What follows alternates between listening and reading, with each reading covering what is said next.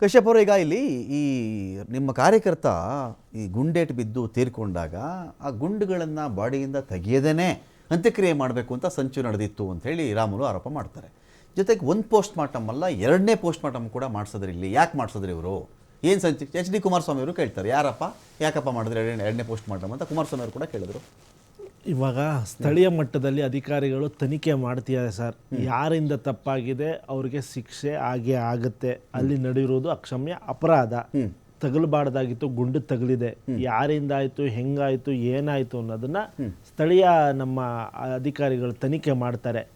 ಒಂದು post mortem, 2 post mortem ಆದ್ರೂ ಜನಾರ್ದನ್ ರೆಡ್ಡಿ ಅವರ ಇದನ್ನ ಅವ್ರೇ ಕೈಗಳು ಮುಟ್ಟಿದ್ರು. ಆ ಗುಂಡುಗಳನ್ನ ಅವ್ರ ಕೈಯಲ್ಲಿ ಇಟ್ಕೊಂಡು ಅವ್ರು ಯಾರು ವೆರಿಫೈ ಮಾಡಕ್ಕೆ? ಬಿಫೋರ್ FSL ಟೀಮ್ ಅಲ್ಲ, ಅವ್ರು ಇವಾಗ ಒಂದು ಗುಂಡನ್ನ ಮುಟ್ಟಬೇಕಾಗಿರೋದು ನಾವು ಅಲ್ಲ, ನೀವು ಅಲ್ಲ, ಯಾರು ಅಲ್ಲ. ಅಧಿಕಾರಿಗಳು ಬರಬೇಕು, ಅದರದೇ ಆದ ಒಂದು ಪ್ರೊಸೀಜರ್ ಇದೆ. ಗ್ಲೌಸ್ ಹಾಕೋಬೇಕು, ಎತ್ಕೋಬೇಕು, ನೋಡ್ಬೇಕು, ಅದನ್ನ ಒಂದು ಪ್ರೊಸೀಜರ್ ಇದೆ. ಆಮೇಲೆ ಪಾಲಿಥಿನ್ ಕವರ್ ಅಲ್ಲಿ ಏನೋ ಮಾಡ್ಕೊಂಡು ತನಿಖೆ ಮಾಡಬೇಕು. ಅದು ಬಿಟ್ಟು ಏಕಾಏಕಿ ಇವ್ರು ಬಂದ್ಬಿಟ್ಟು ಆ ಕೈಯಲ್ಲಿ ಬೇರೆ ಎಲ್ಲ ಬಿದ್ದಿರೋದನ್ನ ಅದನ್ನ ಆ ಜಾಗ ಬಿದ್ದಿರುವ ಜಾಗನೂ ಕೂಡ ಅದನ್ನ ಬ್ಯಾರಿಕೇಡ್ ಹಾಕ್ಬಿಟ್ಟು ಬ್ಲಾಕ್ ಮಾಡಬೇಕು. ಕ್ರೈಮ್ನ ಅಲ್ಲಿ ಎಲ್ಲಿ ಕ್ರೈಮ್ ಆಗಿರುತ್ತೆ ಆ ಜಾಗನೂ ಬ್ಲಾಕ್ ಮಾಡಬೇಕು. ಆ ಜಾಗನ ಹೋಗ್ಬಿಟ್ಟು ಇವ್ರು ಆಕ್ರಮಿಸ್ಕೊಂಡು ಅಲ್ಲಿ ಏನ್ ಬಿದ್ದಿದೆ, ಕಲ್ ಬಿದ್ದಿದೆಯೋ, ಬುಲೆಟ್ ಬಿದ್ದಿದೆಯೋ ಎಲ್ಲಾನು ಹೋಗಿ ನೋಡಿದ್ದಾರೆ.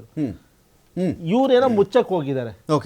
ಇವ್ರೇನೋ ಜಾಗದಲ್ಲಿ ನಡೆದಿರೋ ಸಂಗತಿಯನ್ನು ಮುಚ್ಚಕ್ ಹೋಗಿದ್ದಾರೆ. ಅವರು ಯಾರೂ ಕೂಡ ಅವ್ನು ಮಿನಿಸ್ಟರ್ ಆಗಿರ್ಲಿ, ಮಂತ್ರಿನಾಗಿರ್ಲಿ, ಯಾರು ಕೂಡ ಫಸ್ಟ್ ಮುಟ್ಟಬೇಕಾಗಿರೋದು, ನೋಡ್ಬೇಕಾಗಿರೋದು ಅಧಿಕಾರಿಗಳು ಹೊರತು ಜನಸಾಮಾನ್ಯರಲ್ಲ. ಏನಕ್ಕೆ ಅವ್ರು ಹೋಗ್ಬಿಟ್ಟು ಅದನ್ನ ಮುಟ್ಟೋದು? ರಾಮುಲು ಅವರು ನನ್ನ ಜೊತೆಲಿ ಇದೇ ತರ ಒಂದು ಡಿಬೇಟಿಗೆ ಸಿಕ್ಕಿದ್ರು. ನಾನು ಕೇಳಿದೆ, ಅಲ್ಲ ರಾಮುಲು ಅವರೇ, ಇದೇನ್ರಿ 2 ಕೈನಲ್ಲಿ ನೀವೆಲ್ಲ ಮಿನಿಸ್ಟ್ರಿಗಳಾಗಿದ್ದವರು ಒಂದು ಸೀನ್ ಆಫ್ ಕ್ರೈಮಲ್ಲಿ ಬಿದ್ದಿರ್ತಕ್ಕಂಥ ಬುಲೆಟ್ ಕ್ಯಾಪ್ಗಳು 2 ಕೈಲಿ ಇಟ್ಕೊಂಡ್ಬಿಟ್ಟಿದ್ರಲ್ಲ, ಅಂದರೆ ಅವ್ರ ಕಾರ್ಗೆ ಬಂದು ಬಡ್ದುಬಿಡ್ತು, ಕಾಲತ್ರಕ್ಕೆ ಬಂದು ಬಿದ್ದೋಯ್ತು. ಅದು ಅವಾಗ ಅವ್ರ ಗಾಬರಿಯಿಂದ ಅದನ್ನೆಲ್ಲ ಕಲೆಕ್ಟ್ ಮಾಡ್ಬಿಟ್ಟು ತೋರಿಸಿರೋದು ಅಷ್ಟೇನೆ ಅಂತ ರಾಮುಲು ಅವ್ರ ವರ್ಷನ್ ಇದು. ನೋಡಿ ಸರ್, TV5 ಕೊಟ್ಟಂತ ಹೇಳಿಕೆ ನಾನೇ ಮಾತಾಡಿಸ್ತೇವೆ. ನೀವು ಪ್ರಶ್ನೆ ಕೇಳಿದ್ದೀರಾ, ಅದು ಒಬ್ಬ ಸಾಮಾನ್ಯರಿಗೂ ಇರುವ ಒಂದು ನೀವು ಹೆಂಗ್ರಿ ಮುಟ್ಟಿದ್ರಿ ಆ ಬುಲೆಟ್? ಯಾರು ಮುಟ್ಟಬಾರ್ದು ಸರ್, ಯಾರು ಮುಟ್ಟಬಾರ್ದು. ಒಬ್ಬ ಮಂತ್ರಿ ಆಗಿದ್ದವರು, MP ಆಗಿದ್ದವರು, ಶಾಸಕರಾಗಿರೋರಿಗೆ ಒಂದು ಸಾಮಾನ್ಯ ಜ್ಞಾನ ಇಲ್ವಾ ಸರ್? ಅವರು ನನಗೇನೋ ಜ್ಞಾನ ಇದೆ, ಅಪಾರವಾದ ಜ್ಞಾನ ಇದೆ ಅಂತ ಹೇಳ್ತಾರಲ್ಲ. ಅವ್ರ 3 ಜನ ತ್ರಿಮೂರ್ತಿಗಳು, 4 ಜನ ತ್ರಿವಳಿ ಮಕ್ಕಳು, ಕರುಣಾಕರ್ ರೆಡ್ಡಿ, ಜನಾರ್ದನ್ ರೆಡ್ಡಿ, ಸೋಮಶೇಖರ್ ರೆಡ್ಡಿ, ರಾಮುಲು, ನಾವೇನೋ ಬಳ್ಳಾರಿನ ಉದ್ಧಾರ ಮಾಡ್ಬಿಟ್ಟಿದೀವಿ ಅಂತಾರಲ್ಲ. ಸಾಮಾನ್ಯ ಜ್ಞಾನ ನಾನು ಹೇಳ್ತಿರೋ ಅಷ್ಟು ಜ್ಞಾನ ಆತಂಗಿಲ್ವಾ? ಬರ್ತಾರೆ, ಕಾರ್ಡನ್ ಮಾಡ್ತಾರೆ, ಇದು ಎವಿಡೆನ್ಸ್ನ ಕಲೆಕ್ಟ್ ಮಾಡ್ತಾರೆ, ಬರೀತಾರೆ, ಮಾಜರ್ ಮಾಡ್ತಾರೆ, ಏನೇನು ತಗೋತಾರೆ, ಏನೇನು ಸಿಕ್ಕಿದೆ ಎಲ್ಲಾನು ಒಂದು ಕವರ್ಗೆ ಹಾಕೊಂಡು ಹೋಗ್ಬಿಟ್ಟು FSLಗೆ ಹೋಗ್ತಾರೆ, ಒಂದು ತನಿಖೆ ಮಾಡ್ತಾರೆ. ಆಮೇಲೆ ನಿಮ್ಮ ಹತ್ರಕ್ಕೆ ಬಂದ್ಬಿಟ್ಟು ಹಿಂಗೆ ಆಗಿದೆ ಸ್ವಾಮಿ ಅಂತ ಸ್ಥಳೀಯ ಅಧಿಕಾರಿಗೆ ಮತ್ತೆ ಮಾಜರಲ್ಲಿ ಇದು ಚಾರ್ಜ್ ಶೀಟಲ್ಲಿ ಬರೀತಾರೆ. ಇದು ನಡಿಬೇಕಾಗಿರೋದು ಸಂಗತಿ. ಅದು ಬಿಟ್ಬಿಟ್ಟು ಇವರೇ ಹೋಗ್ಬಿಟ್ಟು ಏನೋ ನಾವು ನಾನೇ ಪೊಲೀಸು, ನಾನೇ CBI, ನಾನೇ CID ಅಂತೆಲ್ಲ ಇವ್ರು ಹೋಗ್ಬಿಟ್ಟು ಹೆಂಗೆ ಮಾಡಬೇಕು? ಇವರು ತಾವು ಮಾಡಿರುವ ಒಂದು ಈ ಪೋಸ್ಟ್ ಮಾರ್ಟಮ್ ಮಾಡದೇನೆ ರಾಜಶೇಖರ್ ಅವರು ಅಂತ್ಯಕ್ರಿಯೆ ಮಾಡಬೇಕು ಅಂತ ತೀರ್ಮಾನ ಆಗಿದೆ. ನಿಜಾನ ಸುಳ್ಳ? ನೋಡಿ, ಒಂದು ಈ ಥರ ಒಂದು ದೊಡ್ಡ ಮಟ್ಟದ ಒಂದು ಮರ್ಡರ್ ಆಗಿರ್ಬೇಕು, ಮರ್ಡರೋ ಇಲ್ಲ ಏನಾಗಿರೋ ಅನಾಹುತ ಆಗಿರ್ಬೇಕಾದ್ರೆ ಅದನ್ನ ಯಾವುದೇ ಅಧಿಕಾರ ಆಗಿದ್ದು, ಯಾವುದೇ ಸರ್ಕಾರ ಆಗಿರ್ಲಿ, ಪೋಸ್ಟ್ ಮಾರ್ಟಮ್ ಮಾಡದೆ ಒಂದು ನಾವು ನ್ಯಾಯ ದೊರಕಿಸಕ್ ಕೊಡಕ್ಕಾಗಲ್ಲ. ಅವೆಲ್ಲ ಸುಳ್ಳು ಸರ್. ಅವ್ರು ಹೇಳ್ತಿರೋದಲ್ಲ. ನೋಡಿ, ಬೇಸಿಕ್ ಇವಾಗ ಏನೋ ಒಂದು ಸಣ್ಣ ಅಪಘಾತ ಆಗ್ಲಿ, ಎಲ್ಲರೂ ಇದು ರೈಲ್ವೆ ಟ್ರ್ಯಾಕ್ ಮೇಲೆ ಬಿದ್ದು ಸತ್ತೋಗ್ಲಿ, ಒಂದು ಸೂಯಿಸೈಡ್ ಮಾಡ್ಕೊಳ್ಳಿ, ಅದಕ್ಕೂ ಇದು ಮಾಡ್ತಾರೆ. ಯಾವುದೋ ಏನಪ್ಪ ಪೋಸ್ಟ್ ಮಾರ್ಟಮ್ ಮಾಡ್ತಾರೆ, ಮಾಡಲೇಬೇಕು. ಯಾವುದೋ ಅನ್ನೋನ್ ಬಾಡಿಗೂ ಪೋಸ್ಟ್ ಮಾರ್ಟಮ್ ಮಾಡೋ ಕಾಲದಲ್ಲಿ ಒಂದು ಈ ತರ ದೊಡ್ಡದೊಂದು ಸುದ್ದಿ ಆಗಿರೋ ಒಂದು ನಮ್ಮ ಪಕ್ಷದ ಕಾರ್ಯಕರ್ತನೇ ನಾವು ಆ ಥರ ಬಿಟ್ಕೊಡಕ್ಕಾಗತ್ತಾ ಸರ್? ನಮ್ಮ ಪಕ್ಷದ ಕಾರ್ಯಕರ್ತ ಯಾರು ಹಸುನಿಗಿದಾನೆ ಅವ್ರಿಗೆ ನ್ಯಾಯ ಕೊಡ್ಬೇಕು. ನಾವು ಅವ್ರ ಮನೆಯವ್ರಿಗೆ ನ್ಯಾಯ ಕೊಡ್ಬೇಕು. ಇವತ್ತೇನೋ ದುಡ್ಡು ಕೊಟ್ಟಿರ್ತೀವಿ, ಅದೆಲ್ಲ ಒಂದು ಸೆಕೆಂಡ್ರಿ. ಬಟ್ ಇದು ಬೆಲೆ ಕಟ್ಟಕ್ಕಾಗದಿರೋ ವಸ್ತು. ಈಗ ಆಯ್ತು, ಒಂದು ದೃಶ್ಯ ಬೇಕಾದ್ರೆ ಇವರು ಪ್ಲೇ ಮಾಡ್ತಾರೆ. ನನ್ನ PCR ಇಂದ ನನ್ನ ಕಲೀಗ್ಸ್ ಪ್ಲೇ ಮಾಡ್ತಾರೆ ಅದನ್ನು.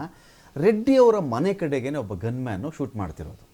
ರೆಡ್ಡಿ ಅವರ ಮನೆ ಕಡೆಗೆ ಒಬ್ಬ ಗನ್ಮ್ಯಾನಲ್ಲಿ ಶೂಟ್ ಮಾಡ್ತಾರಲ್ಲ, ಅಂಥದ್ದು ಅವಶ್ಯಕತೆ ಏನಿತ್ತು? ರೆಡ್ಡಿ ಮನೆ ಕಡೆಗೆ ಈಚೆ ಬರ್ತಾರೆ, ಅವರು ರೆಡ್ ಟರ್ಬನ್ ಹಾಕಿದ್ರು, ಶೂಟ್ ಮಾಡ್ತಾರಲ್ಲ, ಏನು ಸೂಚಿಸುತ್ತೆ ಇದು? ನಂದನ್ ಕಶ್ಯಪ್ ಅವರು ನೋಡಿ ಸರ್, ಅವರು ರೆಡ್ ಟರ್ಬನ್ ಹಾಕಿದ ವ್ಯಕ್ತಿ ಅವ್ರು ಯಾರು ಅಂತ ನಮಗೆ ಇಲ್ಲಿವರೆಗೂ ಗೊತ್ತಿಲ್ಲ.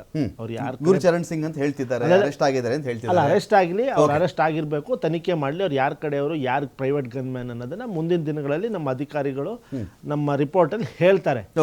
ಬಟ್ ಇವಾಗ ಒಂದು ಕಡೆಯಿಂದ ಗಲಾಟೆಗೆ ಪ್ರೊವೊಕೇಶನ್ ಆಯ್ತಾ?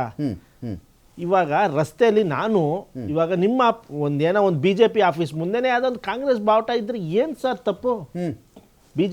BJP ಆಫೀಸ್ ಮುಂದೆ ಈ ಒಂದು ಕಾಂಗ್ರೆಸ್ದೊಂದು ಬಾವುಟ ಇದ್ರೆ ಏನು ತಪ್ಪು ಸರ್? ಅಲ್ಲಿ ಹಾಕಿರೋದೊಂದು ಫ್ಲೆಕ್ಸು ಒಂದು ವಾಲ್ಮೀಕಿ ಅವ್ರದ್ದು ಮನೆ ಓಡಾಡಕ್ಕೆ ತೊಂದರೆ ಆಗೋ ರೀತಿಯಲ್ಲಿ ಬೇಡ ಬೇಡ ಅಂದ್ರು ಹಾಕ್ಬಿಟ್ರು, ಚೇರ್ ಹಾಕೊಂಡು ಹಾಕ್ರು ನೋಡೋಣ ಅದು ಯಾರು ಬರ್ತಾರೋ ಬರ್ಲಿ ಅಂತೆಲ್ಲ ಆವಾಜ್ ಹಾಕಿದ್ರು, ಗಲಾಟೆ ಮಾಡಕ್ ಪ್ರಚೋದನೆ ಮಾಡಿದ್ರು ಅಂತ. ನೋಡಿ ಆ ಗುಂಗಿನಲ್ಲಿ ಯಾರು ಇರೋ ಅವಶ್ಯಕತೆ ಇಲ್ಲ. ಓಕೆ, ಇವಾಗ ನಂದನ್ ಕಶ್ಯಪ್ ಅವ್ರು ಮಾತಾಡೋದು ಬೇರೆ. ಅಲ್ಲಿ ಬಳ್ಳಾರಿ, ಅಲ್ಲಿ ಕಲ್ಚರು, ಅಲ್ಲಿ ರೆಡ್ಡಿ, ಅಲ್ಲಿ ಭರತ್ ರೆಡ್ಡಿ, ಯಾರೇನು ಕಡಿಮೆ ಇಲ್ಲ. ನಿಮ್ ಭರತ್ ರೆಡ್ಡಿನೂ ಏನು ಕಡಿಮೆ ಇರೋ ಆಸಾಮಿ ಅಲ್ಲ, ಜನಾರ್ದನ್ ರೆಡ್ಡಿನೂ ಕಡಿಮೆ ಇರೋ ಆಸಾಮಿ ಅಲ್ವಲ್ಲ. ಅಲ್ಲ ನಾವು ಇಲ್ಲಿ ಅನಿಲ್ ಮಾತಾಡೋದು, ಇವ್ರು ದಸಬ್ದವ್ರು ಮಾತಾಡೋದು, ನೀವು ಮಾತಾಡೋದು ಬೇರೆ. ಆ ಥರದ ನಿಜ ಅಗ್ರಿ. ಕಾಂಗ್ರೆಸ್ ಎದುರುಗಡೆ BJP ಬಾವುಟ ಆದ್ರೂ ಬರಲಿ, BJP ಕಾಂಗ್ರೆಸ್ ಬಾವುಟ ಆದ್ರೂ ಬರಲಿ, ತಲೆ ಹೋಗುವಂಥದ್ದು ಪ್ರತಿಷ್ಠೆಗೆ ಬಲಿಯಾಗಿರೋದು ನಮ್ಮ ಕಾರ್ಯಕರ್ತ ಅಲ್ಲ, ಪ್ರತಿಷ್ಠೆಗೆ ಬಲಿಯಾಗಿರೋದು ನಮ್ಮ ಕಾರ್ಯ. ಅದು ಅಲ್ಲಿ ಹಾಕಿರೋದು ವಾಲ್ಮೀಕಿ ಪುತ್ಥಳಿ ಅನಾವರಣದ ಒಂದು ಫ್ಲೆಕ್ಸ್ ಹಾಕಿದ್ದಲ್ಲಿ. ನೋಡಿ, ಪ್ರತಿಷ್ಠೆಗೆ ಬಲಿಯಾಗಿರೋದು ನಮ್ಮ ಕಾರ್ಯಕರ್ತ. ಅವ್ನ ಇದಕ್ಕೆ ಜೀವಕ್ಕೆ ನಾವು ಬೆಲೆ ಕಟ್ಟಕ್ಕಾಗಲ್ಲ. ಒಂದ್ ನಿಮಿಷ ಆ ಜೀವಕ್ಕೆ ಬೆಲೆ ಕಟ್ಟಕ್ಕಾಗಲ್ಲ. ಹಾಗಾಗಿ ಅಲ್ಲಿ ಮಾಡ್ತಿದ್ದ ಕಾರ್ಯಕ್ರಮ ಫ್ಲೆಕ್ಸ್, ಅದು ನಾವು ಪಕ್ಷದ ಕಾರ್ಯಕ್ರಮದ ಫ್ಲೆಕ್ಸ್ ಅಲ್ಲ.